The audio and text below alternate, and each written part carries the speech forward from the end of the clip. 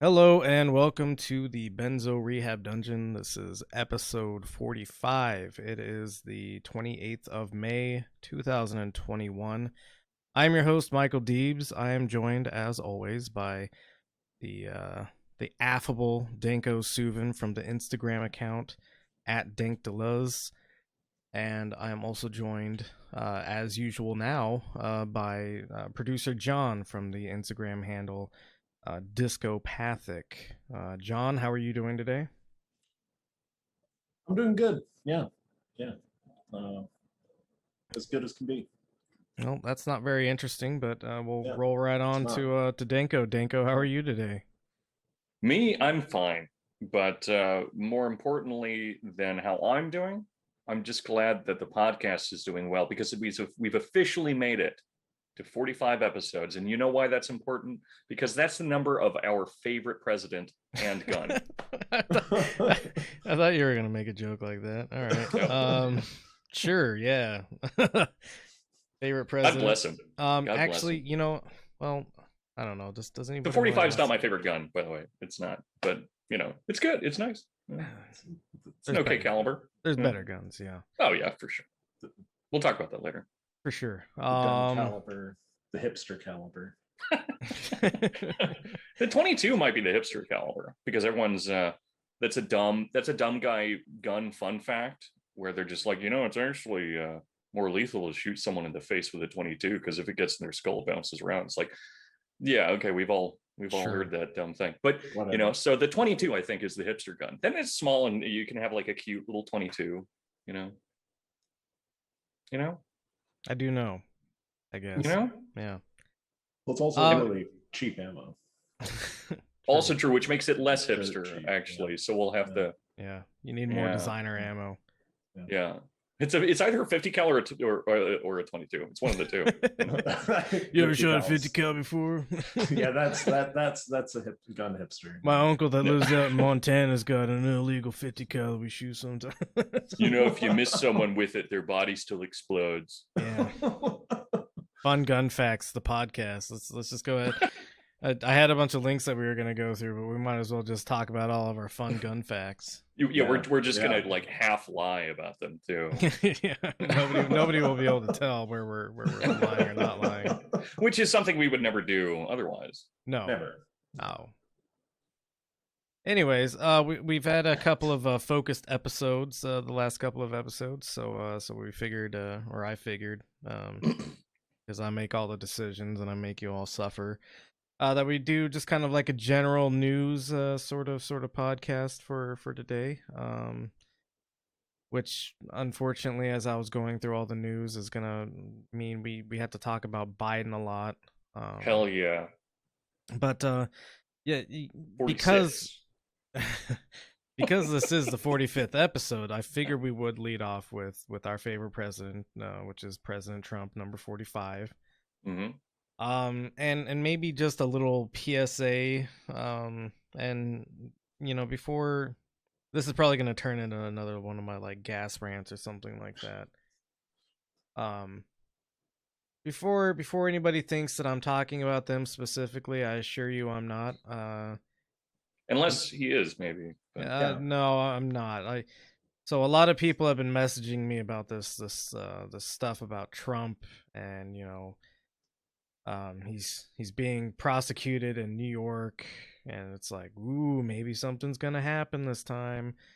And it's like every one of them, not necessarily an argument, but I'm just like kind of black-pilled on the subject, and I gotta tell you folks, it's never gonna happen. Well, Trump is never going to face any kind of like substantive ramifications for being Trump. Well, yeah. So like he loses all of his property and becomes little rich, like he's still Right, going yeah. to live a fucking affluent life for the rest of his life, probably. He's gonna be fine. Right. All the things that he should be taken to jail for are things all the past presidents have done, so they're never gonna fucking prosecute him for it. Yeah. He's never going to be beaten to death by cops being taken into custody for it. Right. That's never going to, that's for you, the listener, not for Donald Trump, the former president. Yeah. So your boners are wasted. Wasted boners. Oof. And so, like I said, I'm not talking about anybody specifically because I've gotten a lot of messages about it. And my opinion on it is Donald Trump, at the very worst, will be rid of some of his assets. He will still be incredibly wealthy to the point where he never has to work again in his life. And honestly, everything that you see in the media about, Donald Trump, maybe this time we're going to get him. It's hype, it's cope. It's frankly kind of fucking sad at this point that the media hasn't found something new to focus on. I don't know. I do I agree largely, but it's also the media fucked up so bad in helping him get elected to begin with that I don't mind them continuing to harp on him just in case he runs in 4 years. So because just so we can get No. Like I think that people should remain shitting on him. It's just that also there's other news to focus on.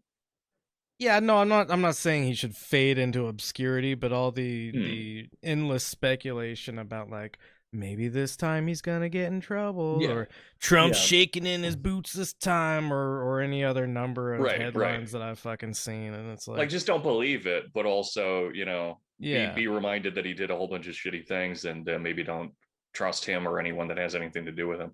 For sure, absolutely. So now moving to our second favorite president in the last 5 years, which is certainly mine, Joseph R. Biden. Robinetto. Biden's Department of Justice is appealing in order to release the full Trump or the full memo that Barr, redacted about why Trump wasn't charged with obstruction.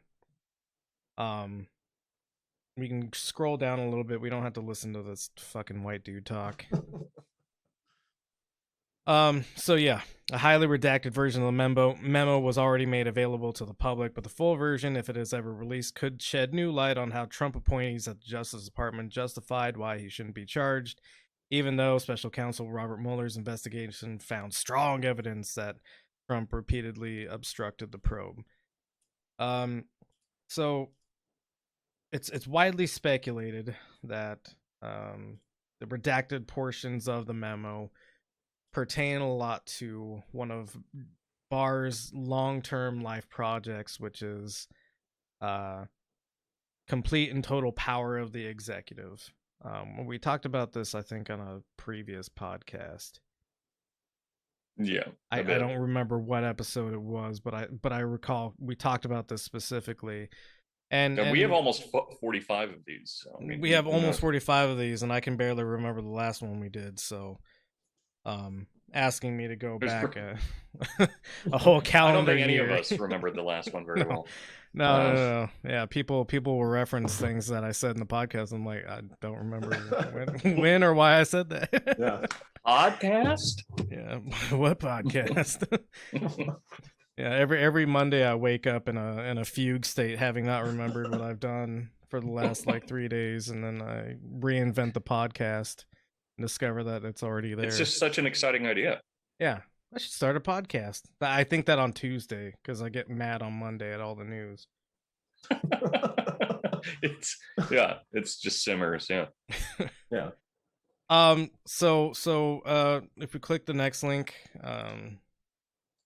this is a good article on. So it's from The Atlantic, not my favorite, but this article is pretty solid, and it's why Bill Barr is so dangerous. He is using the office he holds to advance his extraordinary lifetime project of assigning unchecked power to the president. And when they say lifetime project, Bill Barr is like one of those weird little sickos that gets in the government that like from birth has been like, what if the president could just do anything he wanted? Wouldn't that be great? And then like they actually dedicate their entire like fucking privileged lives to making sure that that happens. So this was a long-term project of Barr's, and you know, without treading over old ground that nobody's probably going to revisit anyways. What's notable is that the Merrick Garland Department of Justice is you know blocking this order to release the full memo, and only agreeing to a you know a second highly redacted version of the memo. So that's being fought in the appeal right now. And it's important to understand that Merrick Garland was Obama's when Scalia died. Obama was planning on replacing Scalia on the Supreme Court with Merrick Garland, and weirdly enough, Merrick Garland and Barr have this overlap in that they both. So Merrick Garland isn't as upfront about it. He's not like a weird little sicko that's dedicated his life to like making sure the executive branch has absolute power. But he has what reports call like a unwillingness to step on any like regulatory agency or step onto like the toes of the executive branch of government in his like jurisprudence. So if we go to the next link, this is something that was written when Merrick Garland was being considered for the Supreme Court, and it's from Politico, and it's how liberal is Merrick Garland. Liberal at this point was still being used to describe leftists writ large. So this little bit dated on the terminology here, I think, as far as like the media reporting is concerned. 2016, you know. Yeah. Things have moved fast because accelerationism is real. And you know, let's see. We go down a little bit.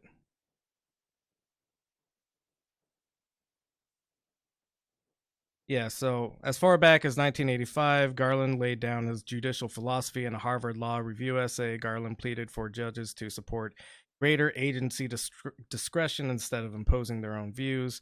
His reluctance to interfere with federal agencies from the bench mark him as a moderate. His willingness to live with the more status result marks him in most instances as a liberal. I would say his track record gives too much deference to regulatory agencies, says Gary Bice, an attorney who represents agricultural groups. So this is obviously being written from the perspective of somebody that's like regulation bad, and you got to overturn these agency rulings or whatever. Right. Obviously not what I'm focused on here, but if we click on the next link. I did a bunch of reading today, and none of it was good or productive. But this is the Congressional Research Service. I promise we'll get to some fun content. I know I've just been running my fucking mouth this whole time, talking about shit probably nobody cares about. There's gonna be fun. There's gonna be fun, probably. No. No. None of that. So this is, I read through this Congressional Research Service report on Judge Merrick Garland when he was being considered for the Supreme Court. And if you could do a word search for arrogate, I promise this will go somewhere. It's how do you spell that? ARROGATE. TE. All right, there we go. We found it. Oh, only one time. It's the only time it's mentioned. That's why I knew it would give us results for what I'm looking for. I was like, do we really care that much about irrigation? No. So we're gonna find all 30 of them. Judge Garland wrote of the limited role that judges have under the Constitution, noting that federal judges do not have roving commissions to solve societal problems. And the role of the court is to apply the law, not to legislate, not to arrogate itself to the executive power. What arrogate means is to take without permission, essentially. No. Not to hand down advisory opinions on the issues of the day.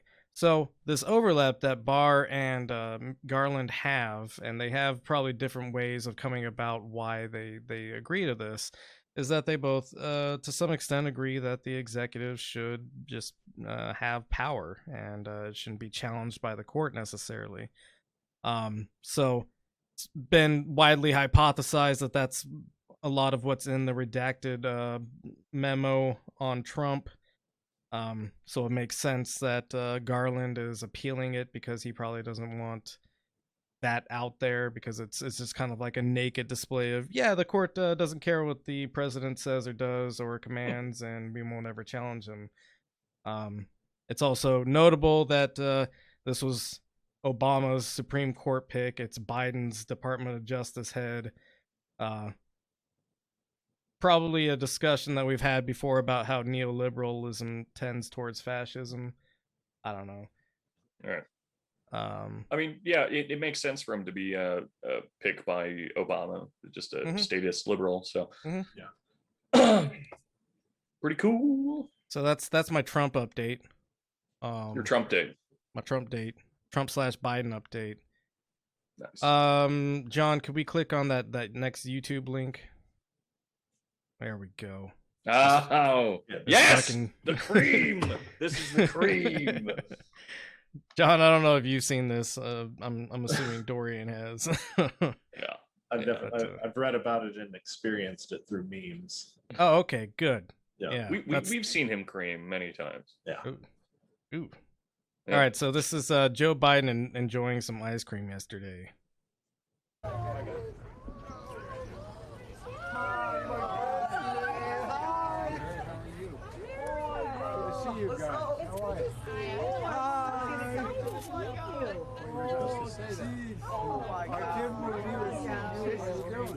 voted for you. So, Yeah. I don't know if I'm just like, Not a simp. yeah, I don't know. It's just like super weird. Like I can't imagine fawning over anybody like this. Yeah. It makes me feel really uncomfortable watching people do this. Well, let's just say that the building Biden walking out of isn't the widest thing in the picture frame right now. Yeah, no, there's no chance that like a young black woman would storm the ice cream parlor to yell at the cameras. I don't know where he's probably in like New Hampshire or some shit like that. Yeah. Oh yeah. It's not a black These are person very for much his 1,000 people. bucks. But there's some press in the background that are going to ask a question in a second. Oh, We could continue. I vote for you. No, I got mine. It looks awful good. Got some stuff to take back to the pilots, too. Oh, good. I like the Ray-Bans. There's some more there. We're so excited what you're doing for the country. Well, thank you. Mr. President, what did you order? Chocolate chip. Can we pause it right there? A reporter, an actual fucking reporter, asks Joe Biden, "What did you order?" Right. I saw a I mean, it's meme par for earlier the course. today. It's lame, but it's par for the course. Yeah, I saw a meme earlier today. It was I don't know. It was like the gates of heaven, and then like a sad dog or something like that, and it said, "Sorry, we don't let journalists into heaven" or something. This is what came to mind there, and I did want to run this longer clip so we could see all these people fawning over Joe Biden, and just like hate them and deride them. Let's go on to the next question that's asked. I do love though that they put the Secret Service agent with the biggest tell that I'm about to shoot you. Yeah, Like he is like staring because it's so close, but like this guy like just like keeps like just like snapping at everybody like ever so Right. slightly. Like he couldn't play poker. Yeah. Message to Republicans who are prepared to block Expression. the January 6th commission. Eat some chocolate chip. To seek compromise and common ground on that? On the commission, I think it's. I can't imagine anyone voting against the establishment of the commission on the greatest assault since the Civil War on the Capitol. But at any rate, I came for ice cream. So if you didn't hear the question, it was kind of quiet in the video. Somebody asked, what do you think about the Republicans that are blocking the January 6th commission? He replies, eat some chocolate chip ice cream. I think they should have some. Yeah, hell yeah. Hell yeah. Yeah, so the link prior to this one, I think is... Oh no, this is a different Biden thing. We'll get to that later. Go to the next one. Yeah. No, that one right there. This one. Yeah. Yeah. All right, so the January 6th commission. Are we pro commission, boys, or I'm against it. I'll just say that. I'm mixed. Yeah, I mean, like, What's up, John? I'm mixed too because part of me like I don't know, just feels like it is not going to do anything but dissolve more of our rights. Right. But at the same time, like fucking conspiracy theories causing people to try to tear down government like shouldn't happen. Also.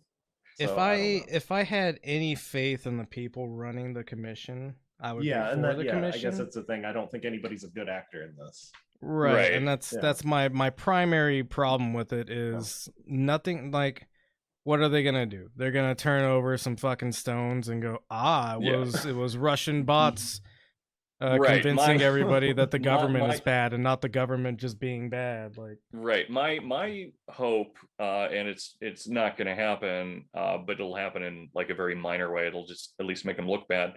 But it's not so much for this to get the individual idiot stormers in trouble, but to really allow at least some amount of shitting on the people who work in government that helped it occur. Right? Yeah. I mean, so wild hopes there. And I mean, pull some people off of committees and stuff. I mean, I don't think it's that asinine. I don't think that it's going to have any kind of major occurrence, but I think that any kind of inconvenience towards these people is a good thing. Yeah, no, and I agree to that much. But my concern is that it's and it's being reported on in this way that it's going to be a very 9/11 style commission. Yeah. Right. And one of the other long useless bits of reading I did was the report from the 9/11 commission today. I can't read theory. I can read all these dumb fucking reports though, I guess. I don't know. I was wondering if you've done the reading for this week, but I have done the reading. Oh, shit. Actually. Okay, well done. It was 7 pages, and I managed to get through it. And that's for the Truncado workshop, which is having an open session tomorrow. Yeah, if this we'll is do a posted plug before at the then. end, though. Yeah, no, I'll have it out tonight. Hell yeah. Anyways, so in this article we're looking at, which is Lawfare blog, I don't know too much about them. It was just a comprehensive report on what's in the January 6th commission bill. The House of Representatives is slated to vote this week, on a bipartisan deal from the House Homeland Security Committee to create a 9/11 style commission to investigate and report on the January 6th insurrection. So the source being the House Homeland Security Committee is one of the like red flags to me. And then it being styled on, the 9/11 Commission, which if we go to the next link and you go to page 16 on this this other report that I read, so We'll see that Bush admitted to admitted to 9/11. So zoom in a bit so I can read it. Is it page 16 in the scroll window or page 16? Oh no, it's page 16 on the actual PDF. Document. Yeah, sorry about that. the poof. There we go. Yeah. All right. Scroll down to the bottom. All right, so recommendations. 3 years after 9/11, the national debate continues about how to protect our nation in this new era. We divide our recommendations into two basic parts, what to do and how to do it. So go down to 17.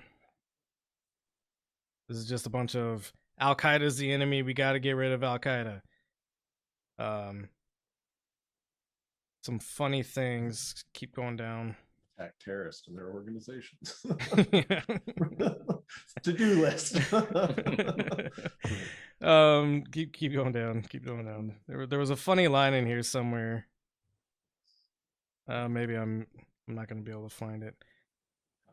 So anyways, the funny line was something along the lines of, since the 1980s, Islamic radicals have been flocking to Al-Qaeda. Doesn't say why. Right.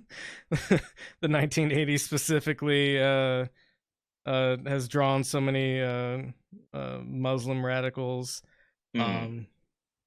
But then we can go down to the how, and the how is what concerns me, because the how is something that we're all living with now, and I'm weary of more of these kind of sort of sweeping agency powers. So number one is unifying strategic intelligence and operational planning against Islamist terrorists across the foreign domestic divide with the National Counterterrorism Center.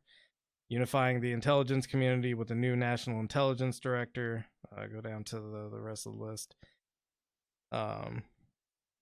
Unifying the many participants in the counterterrorism effort and their knowledge in a network-based information sharing system that transcends traditional government boundaries. Red flag, massive red flag. Unifying and strengthening congressional oversight to improve quality and accountability. Strengthening the FBI and Homeland Defenders. Go down a couple of pages till we get like some prescriptive things going. Maybe it's not quite there. But anyways, so this is where we get all of the like all the security theater at airports now, right? Like, you have to take off your shoes, you have to get scanned by this fucking machine. Further from that, you've got the FISA courts, which are the secret courts that they can have secret court proceedings in and say, hey, do we think so and so is a threat? And a secret judge basically just says yes or no, and you get taken to a facility. And this isn't like me like being hysterical or anything like that. This is something that actually happens. If you look into the FISA courts, nothing has really been drawn back on the FISA courts. There was some talk about it during like the later stages of the Obama era, but as far as like transparency with the FISA courts, transparency with the wiretapping, transparency with data collection, none of that has really ever materialized. It's been talked about as like a possibility, but I think there's a reason to be concerned about this commission, because it's being run largely by the same people, or the same kind of people that ran the 9/11 Commission, because there actually hasn't been that much of an overturn in Congress. Not a lot of fresh blood in Congress, so to speak. So that's why I'm anti 9/11 Commission, because I don't think it's going to do anything positive for us. I think it's going to And it's funny because I'm seeing a lot of media personalities that warned, like, okay, as a result of, like as January 6th was occurring, they're like, hey, you got to be on the watch out because they're going to try to use this as an excuse to, take away some of our rights and privileges and access and freedom. And now I'm seeing them like Republicans are blocking the 9/11, and of course Republicans aren't doing this in good faith either. Republicans are blocking the 9/11 Commission because they're just fucking dogs. That's all there is to it. But I don't think like this is a no win for for the American people, Right? Yeah, in my opinion. So yeah, because I guess it's just that I don't have confidence that anything good will come out of it. Yeah, because the Republicans are blocking it because they don't want the scandal of, oh, could we remove a congressman or somebody they find out somebody with a involved. Russian last name talked to one of them and they're like, oh yeah, but then they're not going to ultimately do anything about it, and they're not going to push to do anything about it. No, and Nancy Pelosi has recommended some truly like cartoonish measures for the Capitol defense, which includes literally retractable walls, like like walls that you could just like immediately just press a button and they like pop up, and then like whenever you're done with them they just sink back down on the ground. Yeah, but then someone's going to graffiti one of Pelosi's snap up walls, and it's going to be a real big deal. Yeah.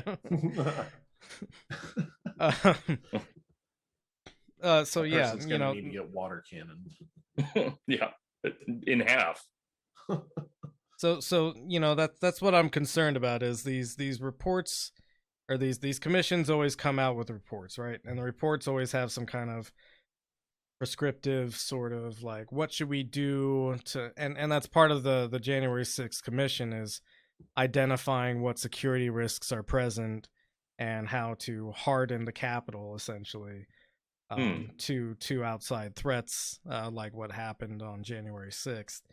And you've got Nancy Pelosi already publicly saying she wants retractable walls and she wants to fund the DC police better and give them all these new toys to play with and new privileges to work with. The report is only going to be something in my mind that solidifies all of that into a study that the credentialized sort of people like to point to and look, we did a study on it and it turns out we need more cameras, retractable walls, turrets that are remote operated, a Capitol defense czar. I made a post about this. I think I'm just regurgitating that post. So yeah, that's my take on the 9/11 Commission. On the 9/11 Commission or January 6th Commission. Same thing. It's all a false flag.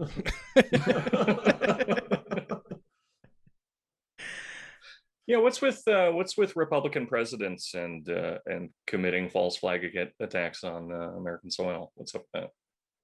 It's right? Weird. Yeah. Trump did January 6th. Bush did 9/11. That's what I'm saying. So if we can go to the link before the YouTube one, we'll shift gears a little bit here. No. Back. Oh man. Yellow one. Yeah, sorry. Yeah. So the Biden administration, famously very green administration. Oh yeah. Is allowing drilling projects that were approved under Trump to continue. I don't know. Electric cars by like what 2040 or whatever Biden was saying. Right.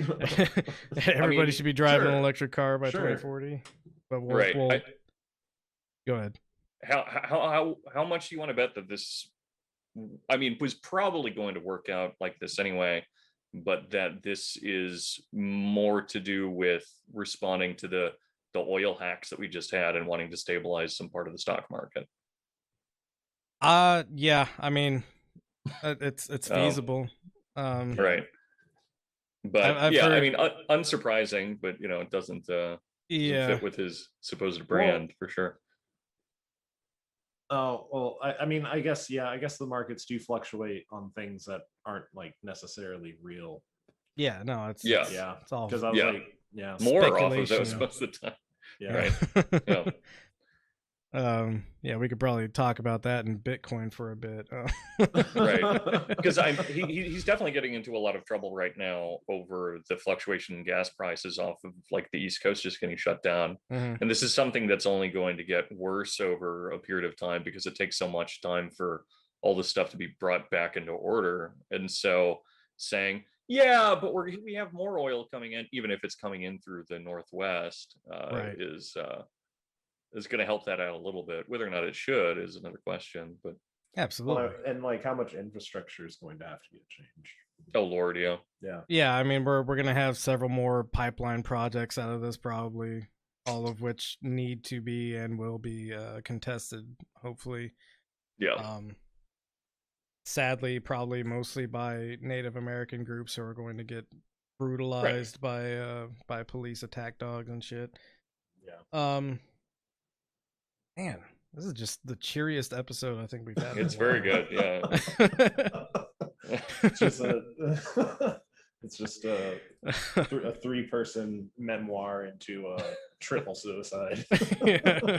I also, And I this also is 45th and last episode, mind you. I also just got my jab, and so I'm just like kind of a little out of it still. yeah, I mean, yeah. I feel fine now, but everything's kind of slow. Is this second jab? Second jab or First jab for First me. jab? First Yeah. jab is a lot easier. Yeah, that's what I hear. So, and it was mostly fine, but I'm just foggy. That's fair. Anyway, President Cool. President Cool. We'll go to the one after the 9/11 Commission link, and we'll keep talking about how cool the president is. You want to sign up for notifications? No, you don't. So Biden just proposed a budget, and it's dropping a bunch of key campaign promises, most of which were directed towards leftists. Who would have guessed that he would double back on these ones? Dope and cool. Those weren't ones that I cared about at all. Yeah, they're not a big deal. Yeah, so it's notable that Biden himself has said he knows that he has the authority to forgive at least $10,000 of student debt, and then his cop out always was, but I'll let Congress decide what the number should look like. Right. So one of the things that he's dropping from his budget plan is any kind of student debt relief. If we go down, I think there's a list of what he's kind of dropped from here. No, just a little bit down further, right there. No. I guess bolds. The bolds. Look for the bolds. Bolds. I'm piloting Oh, here we go. piloting John right now. So student debt cancellation is the first one. Go down a little bit more for the next one. Something about healthcare. Yes, setting up an optional government-run insurance plan. So the not effective version of state-run insurance that he was going to propose is being dropped from the plan. Overhauling unemployment systems. Very notable, as somebody who's being billed as the person that's bringing us out of COVID, because early on in COVID, when everybody was losing their jobs, the massively out of date and completely understaffed unemployment system was leaving people without their unemployment payments for months at a time. Sometimes I heard. Yep. So this is cool stuff to hear out of Joe Biden. Cool stuff. And this is his proposed budget. So, and if we know anything about Joe Biden, he's going to negotiate down from here. Before a Republican even looks at it. Right. Yeah. You'll just be like, well, I don't think the Republicans are going to agree to it, so I'll knock a couple of other things out of there. It's such weird gaslighting that I don't see how like do people just not like pay attention enough on enough days of the week to the news or something to not like hear the first proposal and then it get negotiated down by himself. So Right. yeah, there's that, and I think,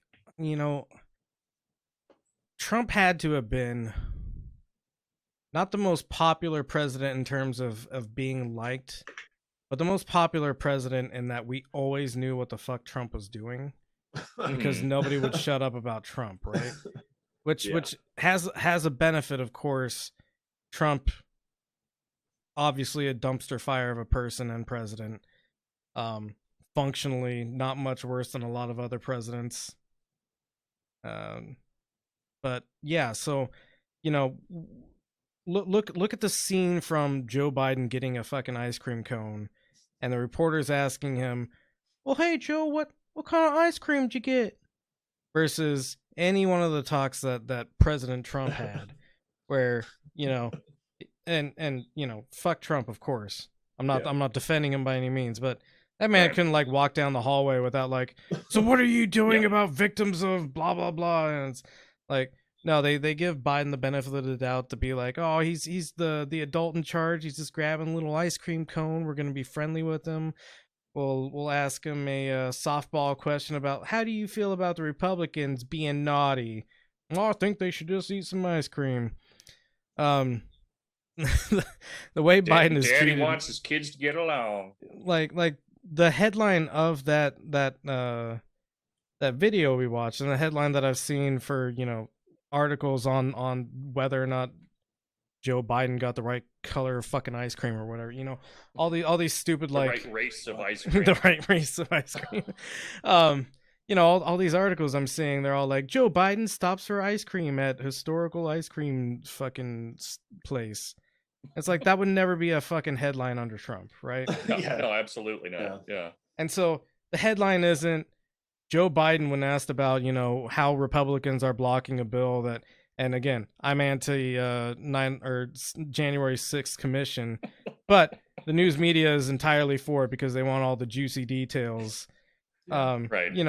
Their headline that they're running with is not Joe Biden deflects question about important January 6th bill. It's Joe Biden stops for ice cream. And so, yeah, of course, people are going to become complacent because all they're being fed is complacent sort of bullshit headlines that, Joe Biden, yeah, he was joking, and Trump did a lot of joking too, but he when he was asked about Israel and Palestine while he was testing out the F1, the electric F-150, Mhm. Joe Biden replies, "Hey, I won't answer the question, but you can get in front of the truck as I step on it." Right. Something to that effect, Yeah. But the media still fawns over him. They're like, "How fast did the truck go, Joe?" It's pretty disgusting. And again, I'm not defending Trump in any way, but Trump definitely was scrutinized more heavily. And this is how every president should be scrutinized, in my opinion. Yeah.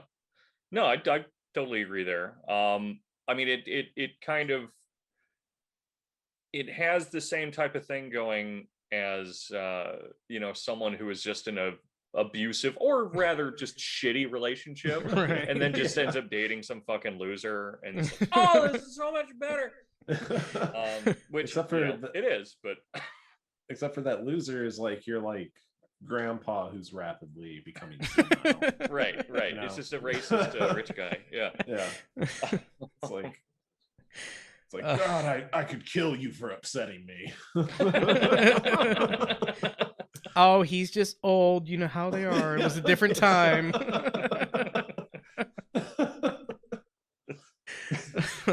They had I duels love back then. I love the idea of violently misapplying that statement. It was a different time back then. like someone shits themselves. Like, oh, God damn it, grandma shat herself, and it's like, oh, it was a different time back Yeah, then. it's a different time. She just does that. Grandpa just committed a hate crime. Different time. Well, that's not a misinterpretation. No, it's not. It's not. Just yeah. It's just wrong. Yeah. Falls asleep while driving. Different time back then. And that goes back to my theory that like Nancy Pelosi and Joe Biden, they're gonna get to continue to exist and be in power probably until their 90s. We're going to see like more Oh yeah. of these super Oh, man. powerful like 90-year-olds because like they They're- never drive. They're never Yeah, going to have to drive. They're never Right. gonna be they're they're never gonna be get hit by wheeled out. Caitlyn Jenner. literally wheeled Which- out to yeah. the podium every time they need to talk. Yeah, I mean, Chuck Grassley is literally 87 years old. I just checked his age. So yeah, I mean, yeah, so we're already there. Yeah. Is Yeah. he the oldest member of Congress? I feel like there's an older one. I feel like there is. Yeah. Let's see. Oldest. We've got actually we have someone else. It's a Don Young, who's also 87. Ironic name. but I mean, Grassley's in the Senate though, so let's see who's the oldest in the Senate. Maybe it's Young and Grassley together. Just oldest senator, John. It's damn it, that's Congress again. Youngest and oldest senators. Who is the most senior senator? It is Mitch McConnell's 79. Eesh. That's very funny. Dianne Feinstein is 87. Chuck Grassley's 87. Richard Shelby's 87. So the three of them, it's 87. 87 is the cutoff until next year, where it will be 88. Yeah, and there's a ton of them. Yeah. Yeah, I and don't they're know why I very. was surprised that Go ahead. McConnell is 79. He should be older. He's Yeah, he's same so like- sprightly though. Because McConnell is in fact a lich. No, it's true. Yeah, he eats the souls of turtles to Just stay alive. yeah, a tortoise phylactery. Is that just a shelf full of blood? Turtle-based necromancy. Based Ooh. necromancy. Wow. Mhm. Jesus Christ, we're shit, there was something interesting Very I maybe had important. to say. I don't know. I've just been yelling at you guys this whole time. That's ranting true. at it. Yeah, yeah. It's a very toxic work environment. Yeah, are you guys gonna unionize or what's the deal? Because I had Well- Sal on the deconstruction episodes, and after that, he and Jacob were talking, and like, yeah, we need to start the Benzo Rehab Union The Benzo Rehab because apparently all I do is abuse you guys by giving you assignments and not paying you. Yeah, no, I'm for it. Yeah, it's already in the cool. Yeah. works. Yeah, I can't wait to pick it the show. Well, I know Nope. some people, and they can make sure that the union never formulates. So let's go to the link after the blue one that says Bezos. Bezos. Bezos. This is our. Do you think you could trick a conservative think tank into sponsoring you to keep us from unionizing? Yeah, I'll just keep Pretty shitting on good. Democrats exclusively. What Mike actually makes a slow transition towards becoming conservative. Slow transition. I'm already there, baby. Oh no! Yeah. I'm sorry, what Yeah, was you the asking link me? that says the Bezos. The Bezos. The Bezos one. There Yep. you are. Fucking Bezos. So Jeff Bezos, and this is maybe why billionaires shouldn't own Anything. anything. Yeah, you're right. Yeah. But especially news outlets, probably. Amazon has obviously been buying a bunch of stuff. They're basically a monopoly by anybody's standards. And it's being reported that the DC Attorney General is bringing an antitrust lawsuit against Amazon. Wouldn't expect it to go anywhere, but hey, it's cool that they're doing that. The front page of the Washington Post website was festooned with native ads from Amazon portraying itself as a devoted supporter of a higher federal minimum wage, post ads, which appeared almost like like editorial content, are part of a broader campaign by Amazon highlighting its support for a $15 minimum wage. Left unsaid, Amazon only begrudgingly agreed to a higher wage for its own workers after serious public shaming. So basically, Jeff Bezos is using his propaganda wing of his self-owned monopoly to do PR for his I don't know, slave labor wing. Should we go into the Zen booth thing, or is that yeah. John, look up the Zen booth while I rant about how shitty Amazon is for a second. The Zen booth. So another thing that Amazon did was they are set to purchase MGM to the tune of like 8.4 billion, I think. Hell yeah! I can't wait for 007 to oh no, save you looked up the Amazon. Zen both. Oh, Your weed privileges before we record are not canceled, but we gotta talk about. I'm just kidding. Find a news link for it, or a video. Video's probably best.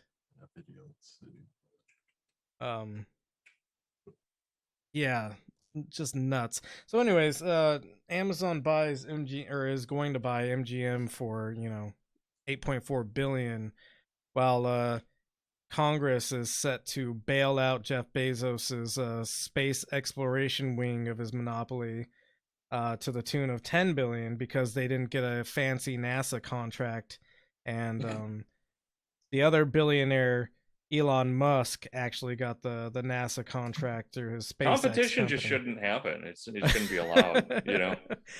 Yeah, that first link. Yeah, that'll be the good one. If it's a video.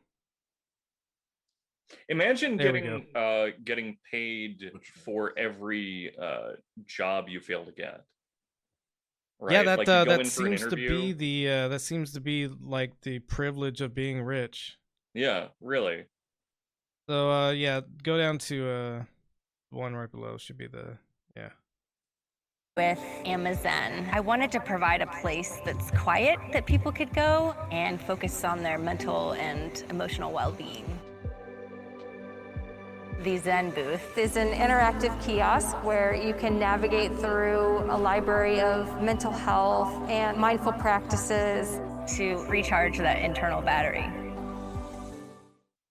It's a coffin. With It's a condescending coffin. How long until somebody fucking kills himself in that? Well, I was gonna say what Someone's gonna they have need to a do box is up in front they of it need and to it's gonna light have on fire. they need to have the blue Amazon booth, and that's the pun that they're using is Amazon, which just on its face alone should have been shot down somewhere in the workshop for this. Yeah, because your supervisor is going to be like, you look really stressed. Go ahead and step into the Amazon or Amazon booth. More like amazing. Well, that's not going to demoralize the fucking wage slave further. So what they need to have the Amazon booth, and then like in a couple years we're gonna see a booth appear next to it that's like a black box, Right? and everybody knows what it's for, and people walk in there and they never come out because it just compacts their bodies into some kind of like Soylent Green substrate that they can use for their new line of like engineered meat products. All right, everybody, it's time for lunch. Go ahead and spin the wheel. You go into the amazing box. You into the shame cave. Into the place that you're allowed to cry. Yeah. And then they need maybe like a third box. And I think I'm stealing somebody's joke when I was talking to them about this, but a third box where you walk in and it's just a video of Jeff Bezos telling you why you shouldn't organize a union. Right. Yeah, I mean, I'm just waiting for them because that they sell those tiny homes that idiots are so excited about. But I'm waiting for them to come out and admit that this is just them testing out their new tiny home format, where they just they just mail you one of these boxes for you to live in for the rest of your life. It's an upright box. You sleep standing up. Basically, Yeah. you just kind of like orient yourself towards the bed, and a bunch of straps come out and just lock you to the bed for 8 hours. Right. Think And about and it. the whole parking lot is going to be full of these Yeah, things yeah. for Yeah. their homeless employees. Sorry, John, what's up? I was actually going to say, yeah, the parking lot, and Nice. you know what? Those things take up less space than a car. They could Right, double that's up true. on employees there. Yeah, and You it's could not like their put, employees are uh, ever gonna leave, so they don't need cars anyways. Yeah, yeah. So they could just have more employees for the death robots to fucking maim and fucking kill and Right. scoop And into you the can soil put and solar grain panels on compactor. top. You can put Yeah. solar panels on top of these things. Green In technology. fact, I figure what's going to happen is that eventually it's just going to be robots that are inside of the Amazon warehouses, but they'll still have these available for homeless people and like maintenance workers and stuff. Oh, for sure. Yeah. So you get to sleep in the parking lot, but the deal that you make when you end up coming in here, and it's they have a whole EULA agreement over this, where you sign 80 pages of paperwork, and one of them informs you that by sleeping in one of these boxes, you will be entered into a raffle where we may use you for grease. So 99 out of 100 people are totally fine and they sleep and it's free and stuff, but one lucky person gets squeezed into a lubricant. Well, and to be fair, that's going to be seen as winning the lottery. Yeah, Because and the whole thing's going to be seen as charity work. Right. And then nobody's allowed to make this meme until I make it. But I just had the Matrix scene where Neo wakes up out of his little like but he's coming out of a box. Yeah, his little pod. I'm gonna take that and I'm just gonna paste this fucking death box all over the fucking screen. Right. just clone a million of those and just... Yeah. Everybody's in their little Amazon pods. Beautiful. And you mentioned tiny homes, and I agree with you. Tiny homes are not a good thing, folks. As many people who have listened to me rant at no end about how I want to live off grid someday, tiny home living is not the way to do it. Tiny homes are incredibly poorly made. They're trailers for the middle class. Yeah, and there's not much oversight on who's doing the electrical in these things. Yeah, so from my construction perspective, I wouldn't get a tiny home because of all those concerns. From a I don't know, like social rights perspective, tiny home camp sort of things, anywhere where like people like try to set up a bunch of tiny homes, those places have been raided by police several times. Really what it is the capitalist class doesn't want you to have a nice little place to live, even if it's a tiny little like trailer that you're dragging behind you wherever you can find a place to set up. That's just, it's tiny homes are being seen. It's really just kind of like a coping mechanism for the fact that nobody can actually own a real house anymore. Yeah. Because all the properties are being bought up and held by people who aren't actually occupying these houses. Yeah, and these things are sometimes like more poorly made than an RV. Like why didn't you just get an RV and live in an RV park? Which that's the only place you can take your tiny home. You might as well. You probably can't, because you probably don't have the ability to hook up to it. You might as well contact Tough Shed, have them build you a shed, and then live out of that shed. Yeah, that is the level of craftsmanship that you're getting out of these tiny homes. Yeah, most of the time. There's a couple of companies that make like pristine ones, but but they're expensive as fuck. They're expensive as fuck. Like weird, like rough living rich people can afford them. Yeah, it's for like, I don't know. I don't want to say like, I guess Silicon Valley types where like the cost of living is so prohibitive, even though they're like making hundreds of $1,000s a year, like Right. All right. Yep. Shit. Go to it's a black one that says Senna. It's Senna. Oh, So no, this is the $10 billion bailout for Jeff Bezos's Blue Origin is the name of his space more like exploration. Blue Origin. His participation trophy. Right.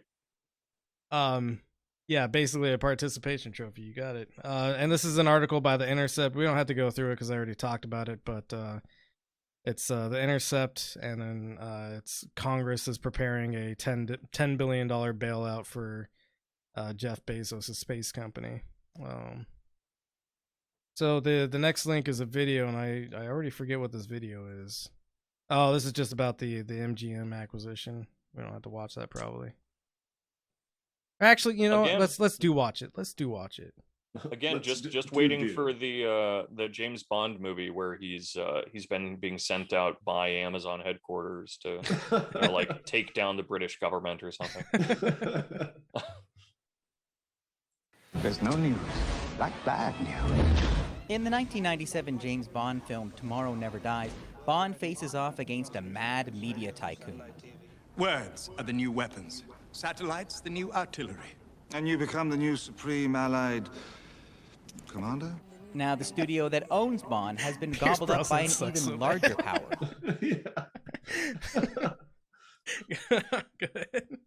Amazon. The e-commerce titan paid $8.4 billion US for the home of Bond and other classic titles.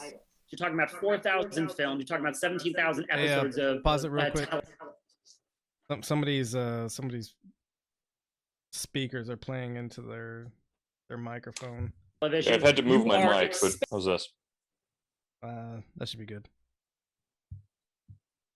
Well, we don't know. Prime Video's coffers. Speaking to shareholders today, There's a little Amazon bit of CEO echo. Jeff We'll be Bezos all right. said, "We're looking forward to reimagining and developing the deep catalog of MGM." And there's lots to play with, as the home of the Roaring Lion contains classics such as RoboCop, Rocky, Thelma and Louise, and Canadian co-productions Vikings and The Handmaid's Tale. Amazon's move is just the latest in a string of mega mergers. First, Disney bought 21st Century Fox. Last week, AT&T unveiled plans to merge Warner Media with Discovery, putting CNN, HGTV, HBO Max, Food TV, and more all under one roof. It's become more and more unwieldy as a subscriber. What do I choose? This technology watcher says the mergers are all about fighting churn fatigue, where people pull the plug on their subscriptions. What Amazon has done is they're giving another reason for you to continue subscribing to Prime. They're also saying you can get free shipping, but you can also have a whole library of James Bond movies to watch. With both Netflix and Amazon setting up new offices and executives in Canada, there will be opportunities. Were those balls the Amazon headquarters in Canada? Yeah, we can go back and look at them if you want. Yeah. If you want to look at some balls. The work balls. Yeah, those, and with the tower in the background, that's definitely a that's a penis. Statement. Short and chubby. It's a shower, not a grower. Should. So eventually, yes, Amazon will become rich enough to buy this building and reconstruct it so that it can become erect. Erector. It's an ergonomic up-down office building. Complete with grease emissions. Yes, that's what the grease will be used for. There will be opportunities for homegrown creators, but there are also limits to what customers will support. Why were they showing us the French Netflix? I don't know, man. They just pulled some stock footage. Yeah, maybe French stuff. Maybe they don't have to pay Netflix for their French stuff. It's probably some stupid licensing. Yeah. So many of these mega mergers, people will only probably pay for 3, I think is the sweet spot. Let the mayhem begin. So the race is on. Grow or be gobbled as streaming content becomes the new norm. Eli Glasper, CBC News, Toronto. Yeah, that sucks. Yeah, so I don't know. It feels like the company town didn't work because people didn't like living in company towns, right? Hmm. And it feels like what they're trying to do now is just like make a company state, so that you get your groceries, all your goods, all your entertainment from the same source. Even the news comes from the same source. And pretty soon you're going to be paid in Bitcoin, and Bitcoin can only be used on the Amazon market. I don't know.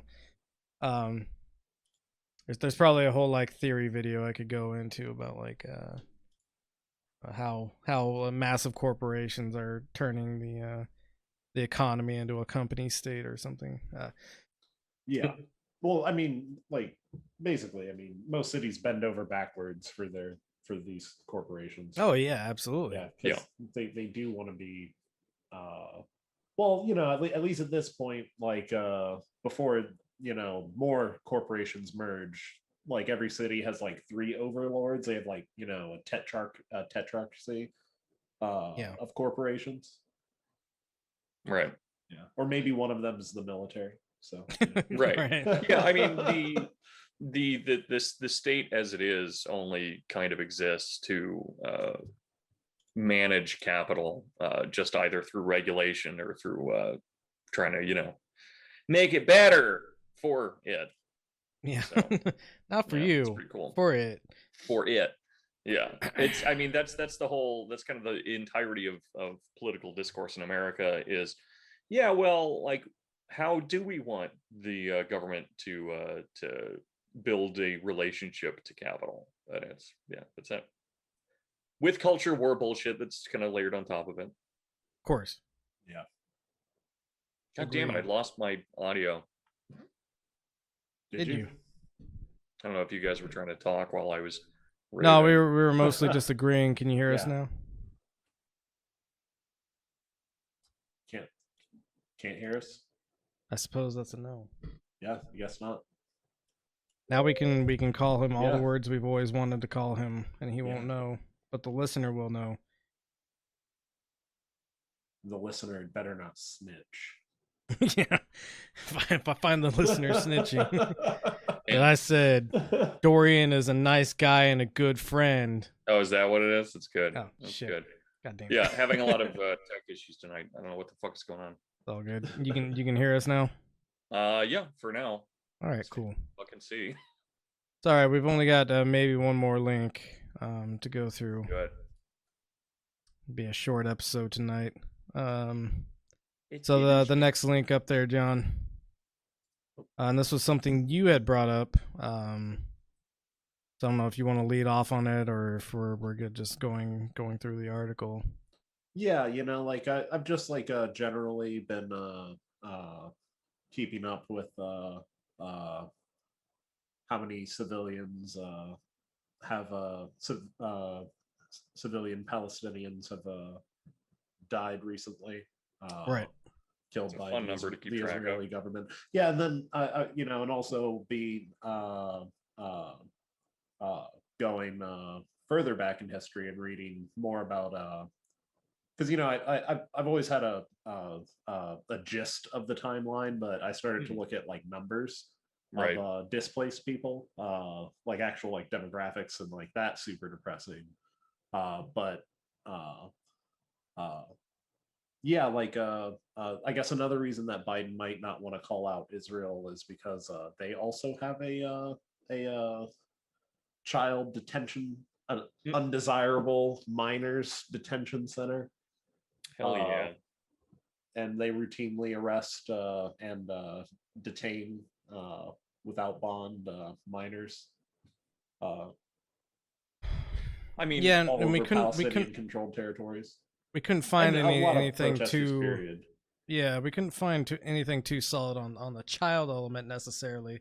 Yeah, other than but it pictures, stands. There's a lot of pictures that you can find on the internet, but yeah, I haven't found and I'm not anything to saying that deliver there's any reason to doubt these reports or that allegation, because I think, you know, if America is going to do it here in the contiguous United States, of course they're going to do it in the decontiguous United States, which is Israel. And yeah, there are a lot of reports coming out of Palestine now that okay, the ceasefire has been signed, but that doesn't mean Israel isn't still abusing people. Right. They're just arresting protesters now under the guise of like maintaining the peace sort of shit. And if one of those police officers kill somebody for resisting, Well, that's not going to be considered, sometimes accidents happen, right? Yeah, it's not going to be considered a violation of the ceasefire. Right. The ceasefire. Imagine thinking that Israel ever stops doing this stuff. Exactly. Well, Like they take breaks. Yeah, well, like they haven't though. Like not really. Like it has just been continuous. 700,000 Palestinians displaced from their homes. 10,000 Palestinians die over this 2-year period, like all the way back. Well, all the way back to like 1912. And well, that's just I guess as long as they've been occupied. I guess technically the war that led up to them being occupied, World War One. I bet a lot of people died also. Right. But yeah, it's just nuts. It's nuts that like, and really gross that like that like we all that like, or not we all, but that like all of our governments like just pretend like this is okay. Yeah. Generally. Yeah, and I think still to this day, Ireland is the only country that's recognized Israel as an apartheid state. Like officially voted on it, and I think it was unanimous or pretty close to unanimous. But yeah, Ireland is the only member of the EU, UN, or any of these organizations that's officially declared Israel as an apartheid state. Which is that's good for Ireland. Good for Ireland. Yeah. Do we want to watch this video? Maybe. I haven't seen it, so we're neither have blind. I guess. I hope there's no dicks on it. Probably not. If there are, I'll describe the dicks for the listener. If there is a dick, it'll be the first time I use post editing to change anything that we recorded. To make more of them. Yeah, to copy and paste the dick over all of our faces for the entire episode. Perfect.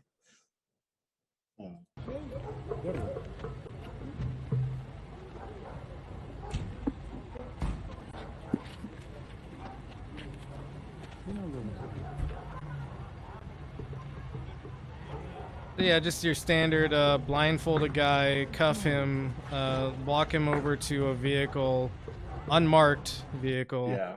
Black bagging is known to be a pretty like democratic thing, though. Yeah, you know, like when the Nazis did it. Right. Yeah, and so just going back to, you know, what I know, and how you treat prisoners and whatnot. When you bend them over at the waist like that, that's intentional. That's obviously to keep them off balance so that they can't fight back in any way. This is how the Marines are trained to handle detainees. Like detained combatants. Right, detain combatants. I'm glad that you clarified where you learned that, because you know. Well, also in my BDSM clubs. Thank you. And it helps if you pee on them But before the blindfold goes on, so they gotta know. keep their eyes open during the whole thing. Yeah, it's important. Man, that's what they're doing. They're taking this guy to the pee cage. Jesus, this is really pee cage. Release the pee tapes. Yes, release the pee tapes. Oh man, nice. I'm glad we circled back around to Trump on this. The media gotta stop it. Oh man. Well, I think that's all we had for podcast content, I guess. Nice short, clean one. Yeah. Clean as we finish it with the pee talk. Yeah. Talking about greasing people the whole time. Yep. Wholesome shit, gentlemen. I hope I can get a raise for my performative enthusiasm. I'll give you a raise. All right. HR is gonna talk to us again. Yeah. Yeah, so John, I don't know if you have anything to plug. Probably not. No. Okay. Dorian, I know you have a thing to plug. Yep. So tomorrow morning, if you're listening to this on May 28th when it comes out, which it is likely and unlikely at once, I'm not sure which one. It's likely. What's that? It's likely. It is pretty likely with our listener. But yeah, tomorrow morning we are having our open workshop. We do this on every 5th Saturday of a month, so you don't get to experience them very often. And it is on melancholia. It's tomorrow morning, California time, 11 a.m. PST. So Saturday, 11 a.m. PST. You can get all of the info for that if you go to patreon.com/TRUNCATA, and there's a PDF there with the Zoom link, with all the readings, listenings, everything that you need to do. And I hope I see you there. Same. I also hop in on these, so he does. We keep telling him to leave us alone, but then he comes I don't back. listen to that or remember it. So he makes new usernames, and then yeah, hundreds of sock puppets to go into poetry workshops. You keep letting me into the meetings though, so you know that's true.